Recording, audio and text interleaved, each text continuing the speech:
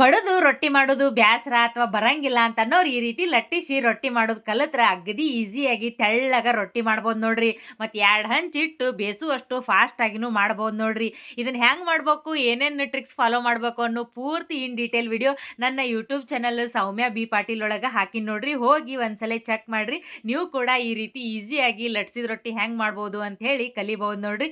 ಇವತ್ತ ನಮ್ಮ ಮನ್ಯಾಗೂ ಕಟಕ್ ರೊಟ್ಟಿ ಆಗಿದ್ವಾರಿ, ಹಿಂಗಾಗಿ ಕಟಕ್ ರೊಟ್ಟಿನ ಉಷ್ಟು ಮಾಡಿಟ್ರಾತು ಅಂತ ಹೇಳಿ ಒಲಿ ಹಚ್ಚಿ ಬಡ ಬಡ ನಾನು ಲಟ್ಟಿಸ್ಕೊಡಾಕೊಂತಿದ್ನ್ಯಾ ರೀ. ನಮ್ಮವ್ ಬೇಸಾಕೊಂತಿದ್ದು.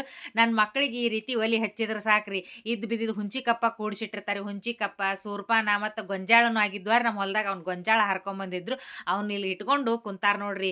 ಸುಟ್ಟು ಕೊಡು, ಹುರಿದು ಕೊಡು ಅಂತ ಹೇಳಿ. ನೀವು ಏನ ಮಾಡ್ರಿ, ರೊಟ್ಟಿ ಮಾಡಿದ್ಮೇಲೆ ನನ್ನ ಮಕ್ಳು ಏನಾರ ಮನ್ಯಾಗ ಇದ್ರಂದ್ರೆ ಕಂಪಲ್ಸರಿ ಲಾಸ್ಟ್ನೇ ರೊಟ್ಟಿ ಈ ರೀತಿ ಮುಟ್ಟಿಗೆ ಆಗಬೇಕ್ರಿ. ಇದ್ರೊಳಗೆ 2 ತರ ಮಾಡ್ತಾರ್ರಿ. ಇವತ್ತು ನಾ ಒಂದ್ ತರ ಮಾಡಾಕಂತೀನಿ ನೋಡ್ರಿ. ಏನಿಲ್ರಿ, ಇದಕ್ಕೆ ಕೆಂಪು ಖಾರ, ಜೀರಿಗೆ, ಬೆಳ್ಳುಳ್ಳಿ, ಉಪ್ಪು ಹಾಕಿ ಮೊದ್ಲೇಕ ಖಾರ ಕೊಟ್ಕೊಂಡು ಇಡ್ಬೇಕಾರೆ, ಆಮೇಲೆ ಬಿಸಿ ಬಿಸಿ ದಪ್ಪ ಒಂದು ಹಂಚಿನ ಮ್ಯಾಗಿಂದ ರೊಟ್ಟಿ ಈ ಖಾರದ ಜೊತೆ ಕುಡಿಸಿ ಹಿಂಗೆ ಚಂದಾಗ ಕೂಟಿ ಬಿಟ್ರಂದ್ರೆ ಒಣ ಖಾರದ ಮುಟ್ಟಿಗೆ ರೆಡಿ ಆಗಿಬಿಡ್ತೈತೆ ನೋಡ್ರಿ. ಯಾರಿಗರಿಗೆ ಹಿಂಗೆ ಮುಟ್ಟಿಗೆ ಇಷ್ಟ ಮತ್ತು ಹಿಂಗೆ ಹುಂಚಿಕಪ್ಪ ಸೂರ್ಪಾನ ಹುರ್ಕೊಂಡು ತಿಂತಿದ್ರಿ ಅಂತೇಳಿ ಕಮೆಂಟ್ ಮಾಡಿ ತಿಳಿಸ್ರಿ. ಮುಂದಿನ ವಿಡಿಯೋದಾಗ ಮತ್ತೆ ಸಿಗ್ತೀನಂತ್ರಿ.